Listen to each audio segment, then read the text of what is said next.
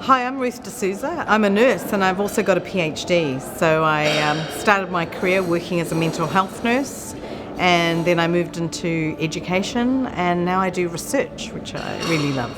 One of the things I'm really interested in is how the changes in health technology are going to impact on how we practice as nurses and what they mean for those of us that are really interested in trying to address issues of inequality in health. I'm interested in whether technology is going to increase the inequality or help us bridge some of the inequalities. One of the things that I'm particularly interested in is wearable health technologies. We kind of think about technologies and hospitals when we think of nursing and midwifery, but I think there's a lot of really exciting things that can happen in community health with wearables, ingestibles, implantables, and we're only just starting to think about those things in nursing. But I think what they offer is helping us to be more responsive to our clients, because more and more people are using these kinds of devices. And what these devices offer is an alternative to being able to read and write. So for example, I can pick up my phone, I can ask Siri to remind me to do things, to schedule appointments on my iPhone, to tell me when I should take a tablet, which just reminds me I didn't take my morning tablet today.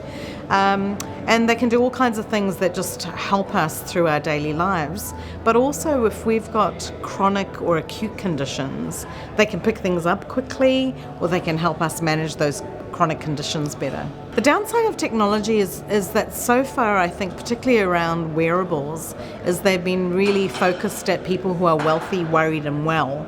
And you could argue white.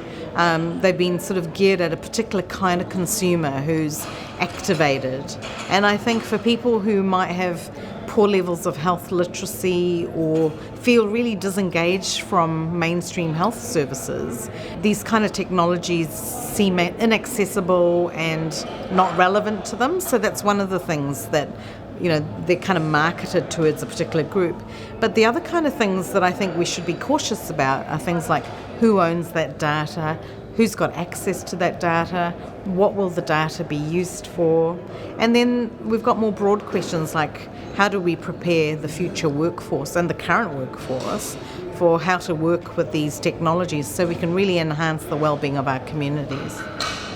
I'm really interested in virtual reality and the potential it has for creating empathy and interest for people. And I think about nurses and midwives who might not have a lot of access to people who are culturally different from themselves, and virtual reality could help them experience and empathize with the experiences and life worlds of other people. I'm also interested in wearables and how they could make life easier for people. So I'm thinking about kids with diabetes, rather than having to inject themselves or test their blood. There are all these kinds of wearables that have also got kind of needle sensors that can tell them what their blood glucose is like. And I love the idea of reducing the kind of burden that people with a chronic illness have to deal with.